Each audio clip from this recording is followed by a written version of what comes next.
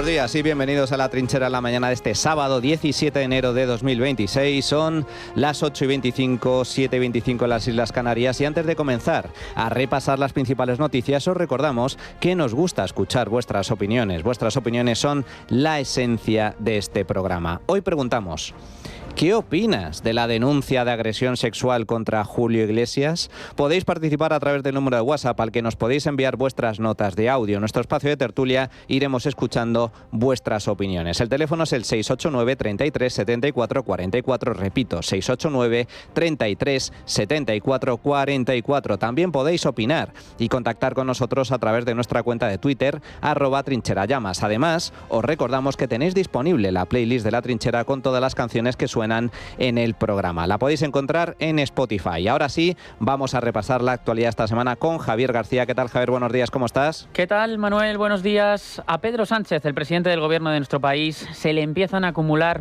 y mucho los problemas sobre la mesa. El año 2025 terminó con, por ejemplo, el fiscal general del Estado, Álvaro García Ortiz, condenado, con el exministro de Transportes, José Luis Ábalos, en la cárcel junto a su exasesor, Koldo García, y con varios escándalos de presunto acoso sexual de militantes del PSOE en varias comunidades autónomas.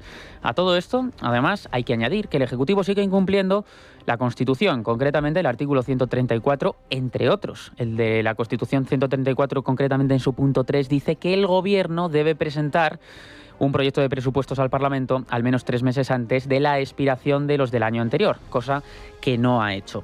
Pero este año 2026, Manuel, no es que haya empezado mejor para Pedro Sánchez, porque han surgido 2 nuevos temas que han generado mucha polémica. Hay que recordar que Sánchez no tiene mayoría parlamentaria en el Congreso de los Diputados, por lo que no puede sacar ninguna ley adelante si no es con el apoyo de todos sus socios de gobierno, algo que ni siquiera tiene. Pero con el fin de ocultar los serios problemas judiciales a los que se enfrenta su entorno más cercano y él mismo, y hacer que parece que está retomando su agenda social, Sánchez está propagando varias medidas, las cuales sabe que a priori no van a prosperar.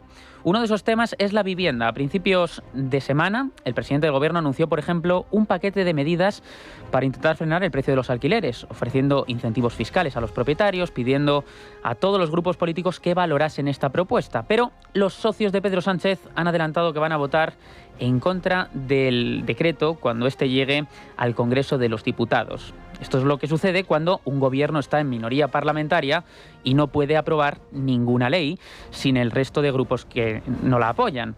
Pero la vivienda no solo ha generado problemas con los socios, por ejemplo con Podemos, también dentro de los 2 partidos que forman el gobierno, es decir, entre Partido Socialista y Sumar.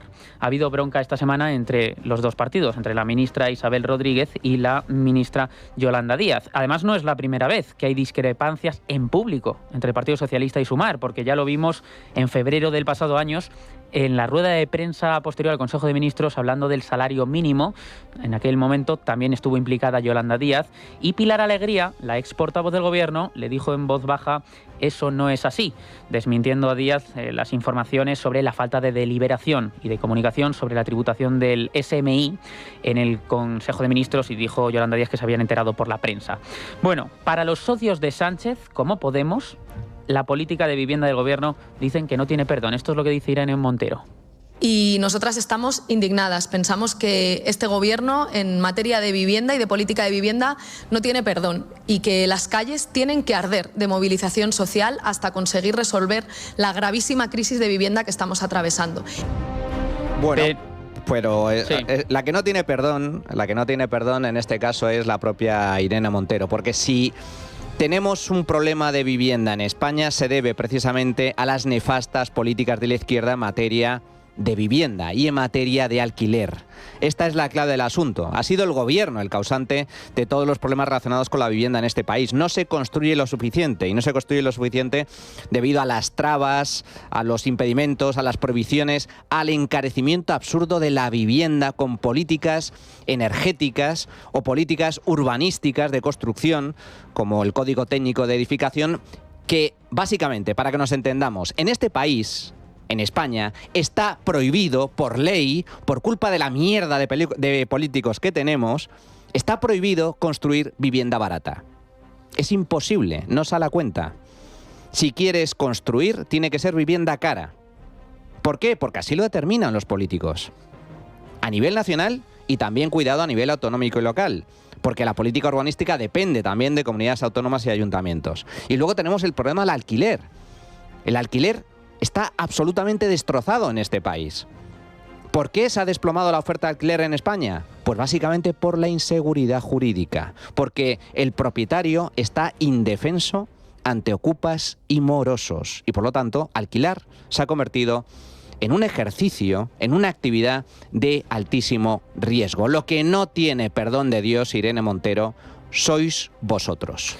Esto es un tema que no apoyan los socios, como hemos visto, el tema de la vivienda, pero hay más temas que los socios de Pedro Sánchez no van a apoyar. Por ejemplo, el envío de tropas de paz a Ucrania después de que termine la invasión de Rusia. Hay que recordar que todas estas medidas que está proponiendo el gobierno se producen cuando estamos cerca, además, de varios procesos electorales, y las medidas y los movimientos comienzan a ser clave para movilizar al electorado. Tenemos elecciones en Aragón, en Castilla y León y en Andalucía, que previsiblemente se celebrarán este año.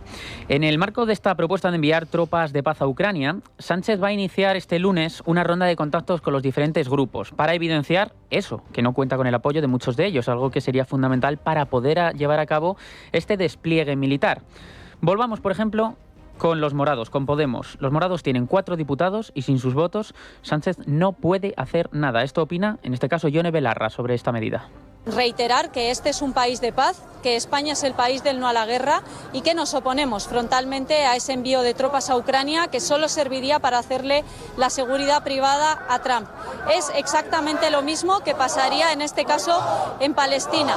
Esto es lo que dice Yone Belarra, pero podríamos hablar de otros socios de gobierno, también en este caso de Junts, porque también han dicho que no van a acudir a Moncloa, por lo tanto también se niegan a ese envío de tropas a Ucrania, tropas de paz. La realidad, como vemos, es que Pedro Sánchez no cuenta con los votos suficientes para sacar la medida adelante, por lo que si realmente quiere llevarla a cabo, tendrá que recibir el visto bueno y tendría que apoyarse en el Partido Popular. Esto es importante porque, según la Ley de Defensa Nacional, en el artículo 17 se explica que para ordenar operaciones en el exterior que no estén directamente relacionadas con la defensa de España o del interés nacional, el Gobierno realizará una consulta previa y recabará la autorización del Congreso de los Diputados. Es decir, el Ejecutivo está obligado a tener los apoyos suficientes, pero el Gobierno no los tiene. Algo similar sucede también con Groenlandia. Varios países europeos ya han enviado militares y el Gobierno español no aclara de momento su posición, pero en caso de querer hacerlo, sucede lo mismo que con Ucrania. También necesitaría el apoyo del Partido Popular porque sus socios se niegan a mover un soldado de un sitio a otro. El líder del PP, Alberto Núñez Feijóo, va a ser el primero en abrir esta ronda de contactos el lunes en el Palacio de la Moncloa.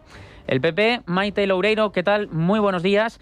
Ha advertido que va a poner condiciones para que se apoye ese plan, ¿no? Buenos días. Feijóo acude al encuentro con Sánchez sin esperanzas de alcanzar un acuerdo. La cita tendrá lugar a las 6 de la tarde y se prolongará 1 hora, según las intenciones de Moncloa. El PP exige abordar de forma conjunta el gasto en defensa, no solo el envío de tropas a Ucrania cuando se declare la paz, además de hablar también de Groenlandia y de la financiación autonómica. Acudimos a escuchar y que nos informen de la política internacional, lo que no han hecho en toda la legislatura, trasladan desde la cúpula. Después, el PP decidirá si apoya al PSOE, que depende en exclusiva de la formación de Feijóo para poder aprobar el envío de tropas, dada la negativa de sus propios socios. La cita es la primera desde el pasado mes de marzo y se produce tras meses de máxima tensión por las causas judiciales que cercan al gobierno. Gracias, Maite. Atención, porque no es la primera vez que Pedro Sánchez se inventa una estratagema para saltarse el apoyo del Congreso. Eso que ya dijo el presidente hace tiempo, de gobernar con o sin el Parlamento. Porque fuentes del Ministerio de Defensa aseguran, volviendo a ese artículo 17 de la Ley de Defensa Nacional, que Sánchez podría sortear el respaldo de la Cámara Baja, justificando que la misión sí que está directamente relacionada con la defensa de España o del interés nacional. Y ya sabemos que en esta legislatura parece que todo es justificable para el Gobierno y que podría también justificar esto. De todos modos, la ronda de contactos con los grupos sigue adelante. La cita de Sánchez y Feijóo de este lunes ha sido muy criticada por el líder de Vox, por Santiago Abascal, quien no está invitado, por cierto, a esa ronda de contactos. Para Abascal, el encuentro y esa foto entre Feijóo y Sánchez no es nada agradable. Las escenas de matrimonio, ¿os acordáis de aquellas parejas de edades diferentes que discutían en la cama en un programa de televisión? Pues unos días estaban bien, otros mal. Pues esto es lo mismo. De repente le vemos al señor Feijóo en la calle manifestándole, llamándole mafia a Pedro Sánchez, y al día siguiente está en la Moncloa dándole la mano como un pasmarote. Pero es una foto realmente muy triste y muy lamentable, teniendo en cuenta lo que está pasando en España y cómo Sánchez ha puesto en peligro absolutamente todo lo que es importante para la sociedad española. Le ha respondido el líder de los populares, Alberto Núñez Feijóo. Los señores de Vox votan en muchas asambleas de comunidades autónomas, parlamentos autonómicos, más veces con el Partido Socialista en contra del PP. Lo hemos visto, acaban de, hace unas semanas, pues votar no al presupuesto de Cantabria, votar no al presupuesto de Murcia, votar no al presupuesto de Baleares. Hace unos días votaron que no al presupuesto en el Ayuntamiento de Burgos y después votaron que no a la moción de confianza en favor de la alcaldesa de Burgos, ¿no? No parece que la relación entre los dos principales partidos de la oposición sea la mejor del mundo, más aún cuando son dos partidos que están condenados a entenderse si quieren derrocar la tiranía de Pedro Sánchez. Además, no es un buen momento para enfrentamientos cuando hay comicios muy importantes por delante y además también después de lo que ya ha sucedido en Extremadura y ahora después de esas elecciones donde Vox ha conseguido numerosos diputados, más de los que tenía ya, y ahora que están en plenas negociaciones para formar un gobierno. Precisamente Maite Loureiro, que acaba de entrar con nosotros hace un momento, le preguntó nuestra compañera a la portavoz de Vox en el Congreso, a Pepa Millán, si esta foto del lunes entre Sánchez y Feijóo podría afectar a esas negociaciones que se están llevando a cabo ahora para formar gobierno en Extremadura. ¿Qué tal? Buenos días. Usted ha hablado de la pinza PP-PSOE en relación a la reunión que van a mantener la próxima semana Feijóo y Sánchez para hablar de Ucrania y ha dicho que se produce a pesar del resultado en Extremadura. No sé si esto supone ese encuentro que vamos a ver la próxima semana que va a interferir de alguna manera en las negociaciones en Extremadura. Si ustedes de alguna forma van a endurecer el tono o exigir más de cara a esos futuros acuerdos. Bueno, es evidente, no es que interfiera en las negociaciones de Extremadura, es que esa reunión entre Sánchez y Feijóo está interfiriendo en el cambio que España necesita. Y si se frustra un cambio en España, va a ser por culpa del Partido Popular, que está permanentemente tendiéndole la mano a Sánchez en su peor momento. Ahora bien, evidentemente esto lo apuntaremos, porque no puede ser que aquí se esté hablando de ofrecer un cambio a los españoles en Extremadura y mientras tanto tengamos al líder nacional del Partido Popular sentándose con Sánchez. Así estamos y así seguimos.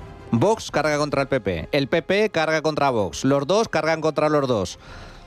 Y así seguimos. La oposición a golpes, a bofetadas, en lugar de centrarse en lo realmente importante, que es precisamente acabar, criticar, tumbar a este gobierno que nos lleva a la más absoluta de las ruinas. PP y Vox son dos partidos que están condenados a entenderse, si algún día quieren gobernar. Se está viendo en Extremadura, que por cierto, señora Guardiola, ya está usted tardando en llegar a un pacto de una vez, de una santa vez, que ya llevan semanas negociando, desde que hubo elecciones en Extremadura.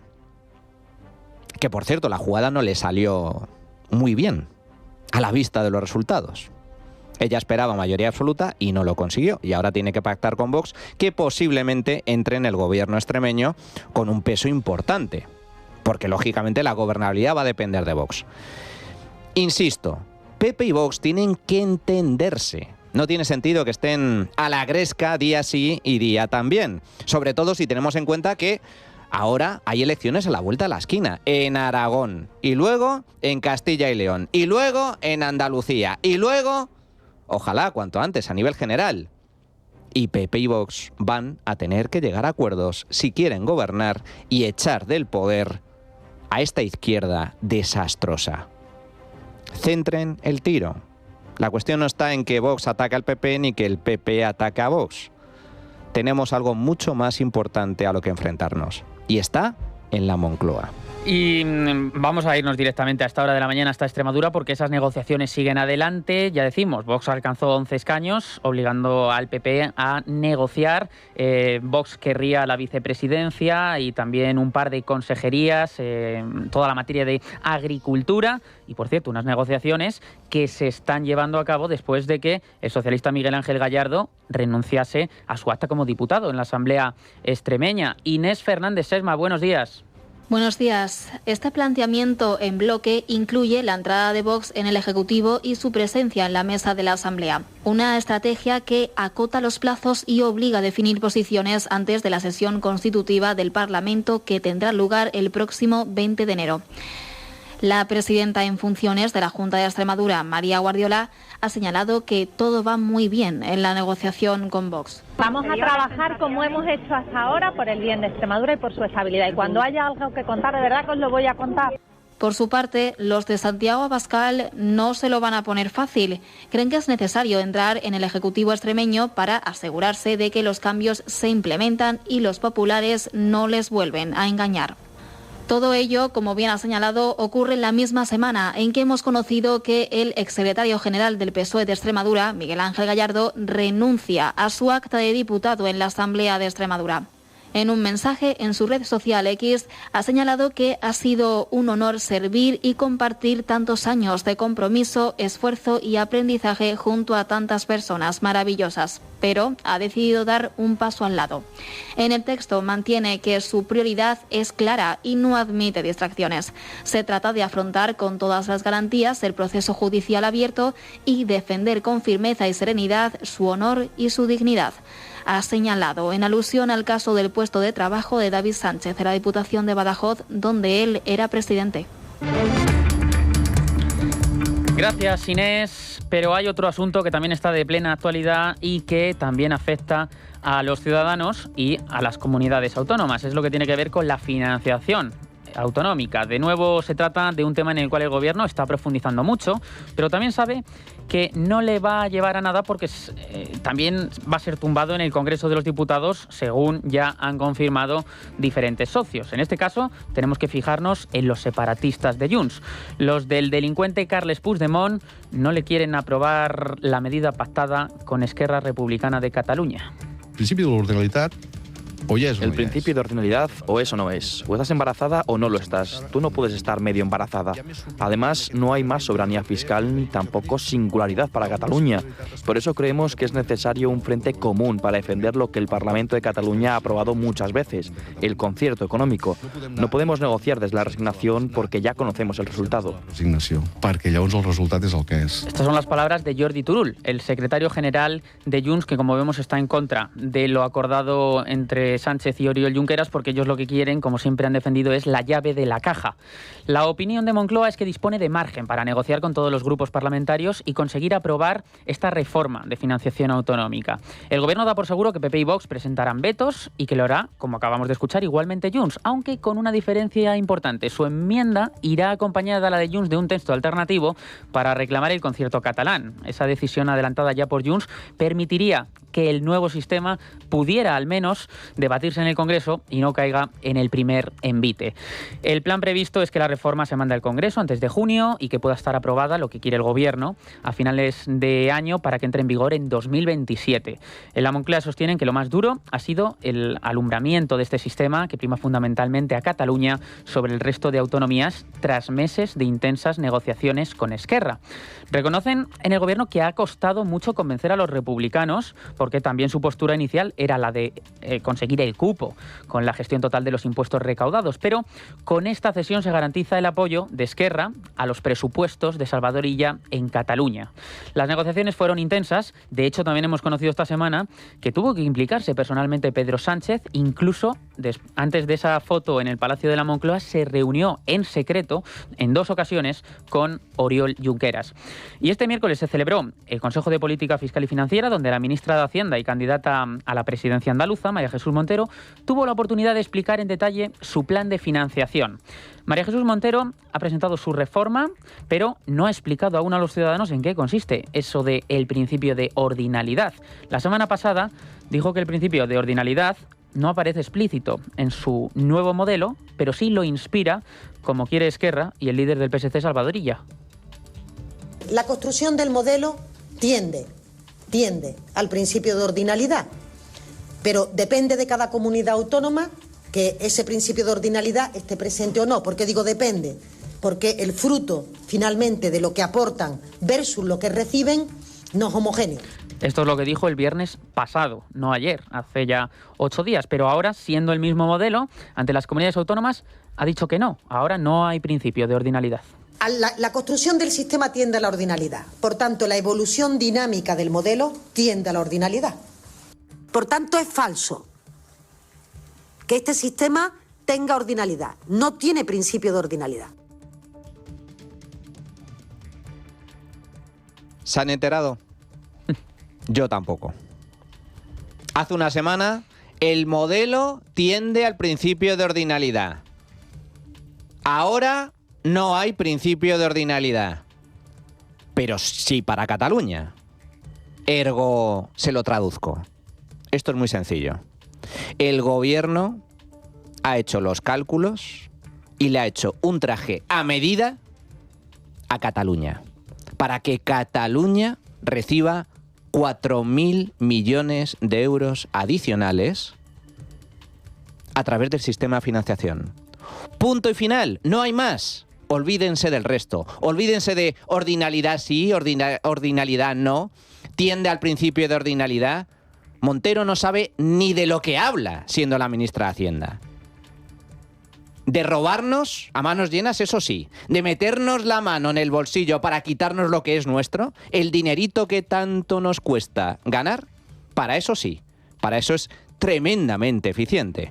Pero a la hora de explicar y a la hora de establecer un sistema que hay que acordar con las comunidades autónomas, no, para eso no. Lo que ha hecho Montero y sus técnicos y su equipo desde el Ministerio de Hacienda es un traje a medida de Esquerra y del PSC, para que ella siga gobernando con total tranquilidad en Cataluña y Esquerra siga prestando sus votos a Pedro Sánchez. Punto y final. No hay más. Y esto es el principio, cuidado, que ya en el horizonte se ve el cupo catalán. Es decir, Cataluña convertida en este caso en el tercer foro de España tras País Vasco y Navarra. Y luego estos son los que se les llena la boca de igualdad. ¿Igualdad de qué? Más bien privilegios. Esta gente gobierna a golpe de decreto para favorecer a unos en contra del resto. Y María Jesús Montero, como hemos visto, no ha sido capaz, pese a que ha tenido la oportunidad de hacerlo, de explicar en qué consiste esta financiación autonómica. Quien sí que lo explicó concretamente esto de el principio de ordinalidad fue el propio Junqueras, en declaraciones después de la reunión con Pedro Sánchez. Según él, la ordinalidad es que quien más aporta es quien más recibe. Según el gobierno socialista, este modelo de financiación es el mejor que le ha pasado a la España autonómica en décadas, pero no solo las comunidades del Partido Popular rechazan este modelo, es que las comunidades socialistas también lo rechazan, incluyendo a Castilla-La Mancha con Emiliano García Paje y también Asturias con Adrián Barbón, que no es precisamente un antisanchista.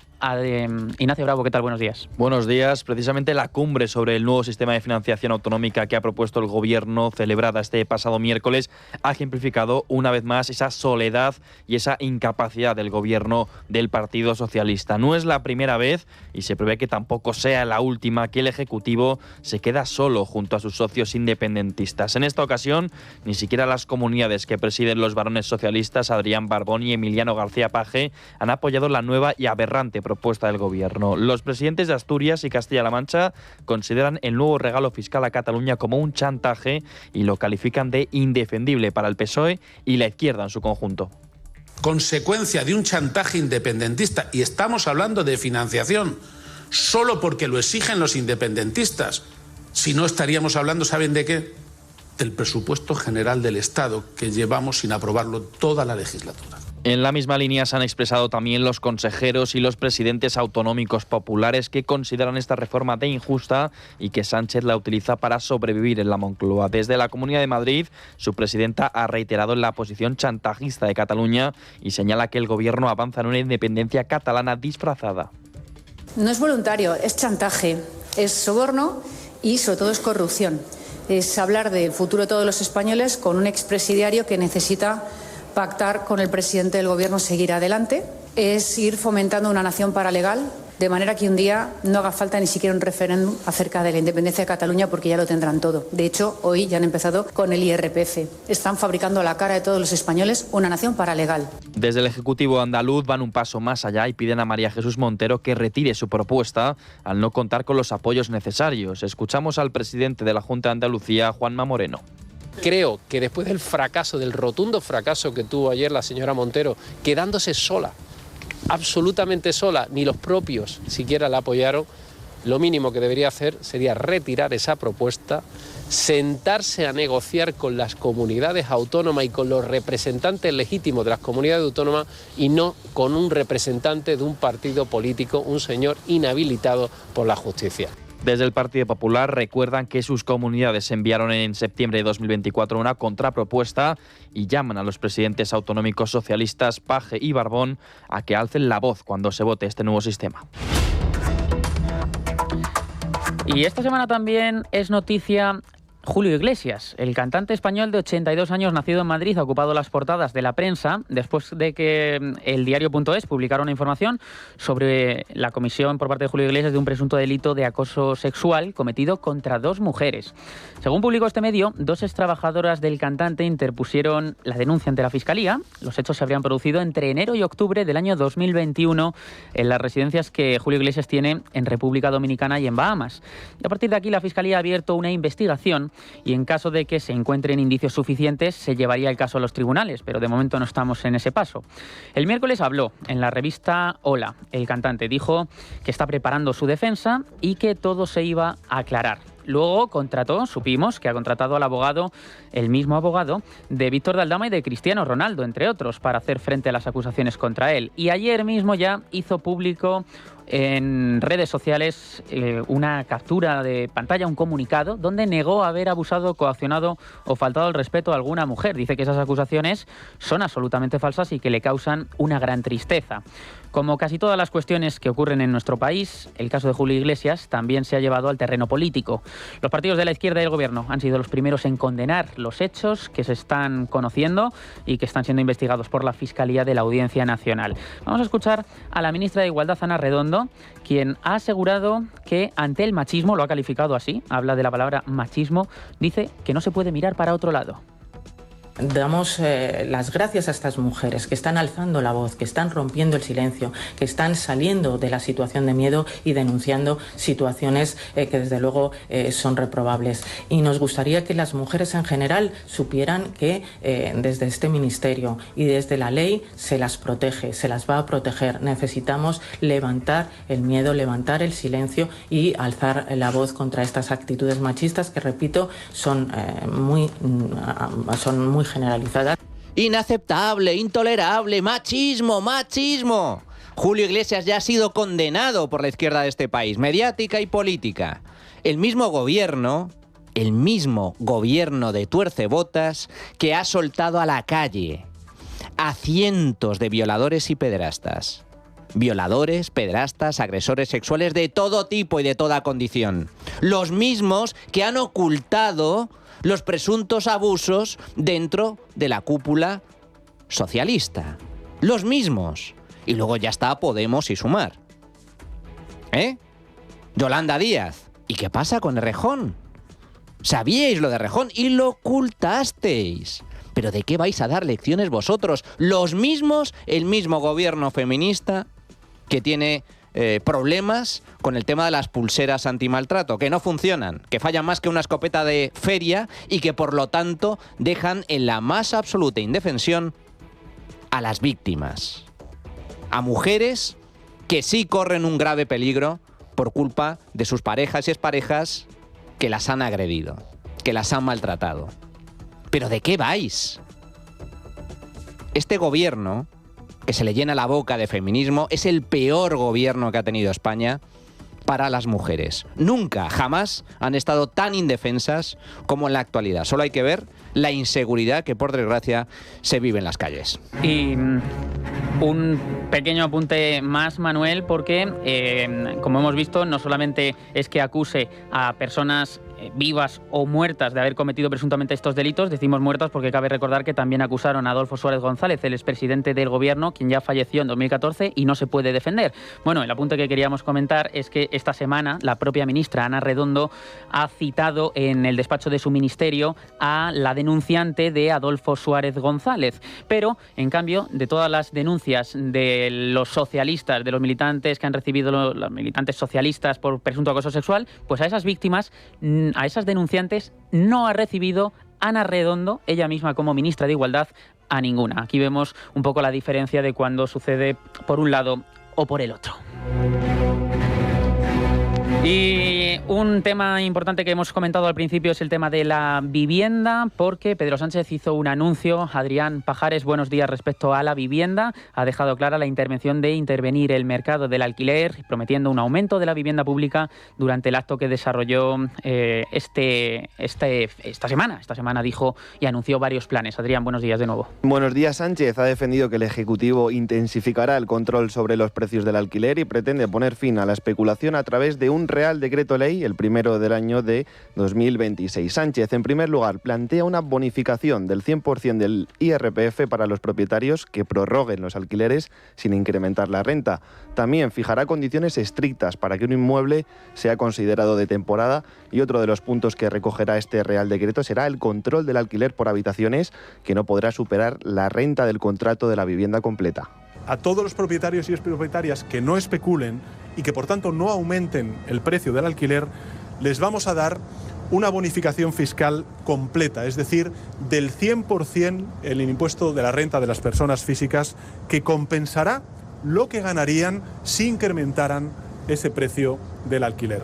Lo que vamos a hacer es fijar condiciones estrictas para que un contrato pueda considerarse de temporada y establecer un régimen sancionador para quienes incumplan la regulación estatal de alquileres de corta duración. Los nuevos contratos deberán respetar dos condiciones.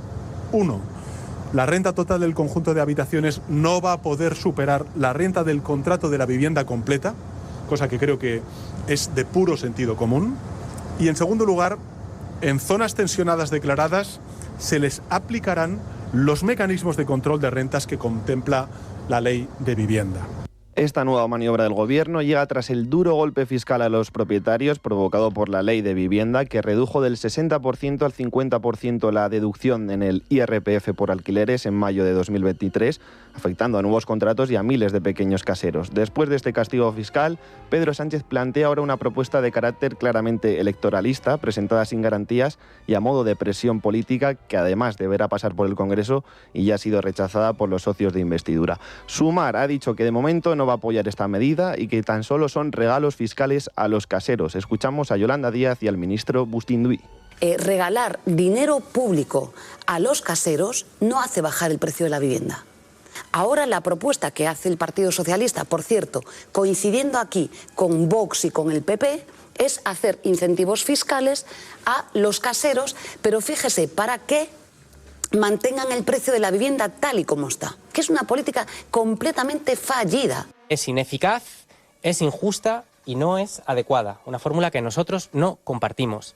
La prórroga de los alquileres tiene que ser un derecho de las familias españolas, no puede ser una opción y sobre todo no puede ser un premio fiscal a los caseros en este país. Y por tanto, en los términos en los que se ha anunciado esta medida, no va a contar con nuestro apoyo. Desde Podemos, Irene Montero incluso ha dicho que las calles deberían arder por esta nueva propuesta. El Gobierno acaba de anunciar una nueva medida de rebajas fiscales y regalos fiscales para los rentistas y nosotras estamos indignadas. Pensamos que este Gobierno en materia de vivienda y de política de vivienda no tiene perdón y que las calles tienen que arder de movilización social hasta conseguir resolver la gravísima crisis de vivienda que estamos atravesando. El Gobierno podría hoy mismo, si quiere, bajar el precio de los alquileres por ley. Podría hoy mismo, si quiere, impedir la compra de viviendas a no residentes y prohibir más pisos turísticos que están haciendo que la gente no pueda vivir en sus barrios y en sus ciudades. Y a pesar de que el Gobierno habla de unidad en la legislatura, la realidad es que estas palabras de los socios no han gustado en el PSOE. Así lo expresaba la ministra de Vivienda, Isabel Rodríguez, en Onda Cero.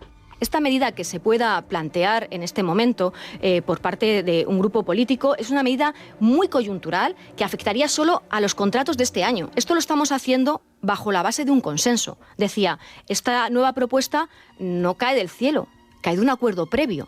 Escrito, insisto, votado y aprobado en la Ley de Vivienda. Es que está en vigor en España. Me está usted diciendo que Sumar está renegando de una medida que en realidad ya apoyó en su momento. Si esa es la conclusión que usted saca y que creo que es fácil de llegar a ella, porque está en la Ley de Vivienda, porque es ley porque está en vigor en España y lamentablemente pues los ciudadanos de Madrid que viven angustiados por el alquiler... es correcta, sí, es así. Bueno, pues esto es lo que hay, un auténtico esperpento. El gobierno plantea una medida, bueno, varias medidas, una de ellas consistente en ampliar la bonificación fiscal a los propietarios que alquilen sus viviendas, y el mismo gobierno, en este caso Sumar, dice que no. Esto es lo que hay. El gobierno plantea una medida y el propio gobierno la tumba, porque es un gobierno de coalición, PSOE y Sumar. Al margen de este esperpento, lo cierto, que quede claro, es que la gravísima crisis de vivienda que sufre España es culpa única y exclusivamente de las políticas nefastas que ha puesto en marcha este gobierno, de control de precios, de ataque a los propietarios, de inseguridad jurídica y de blindaje absolutamente aberrante para morosos y ocupas, mientras que al propietario se le ataca y se le machaca por todos los frentes. Esta es la clave del asunto. ¿Hay un problema de vivienda? Sí, pero el problema es de escasez. Hay que construir si se quiere solventar, y este gobierno no está dispuesto a ello. Llegados a este punto, vamos a hacer una pequeña pausa y regresamos con el tiempo de tertulia. Pero antes, atención, si tiene más de 65 años y casa propia, esto le interesa. ¿Le gustaría poder vivir con más dinero? Para lo que quiera, mejorar el día a día, saldar deudas, pagar un cuidador.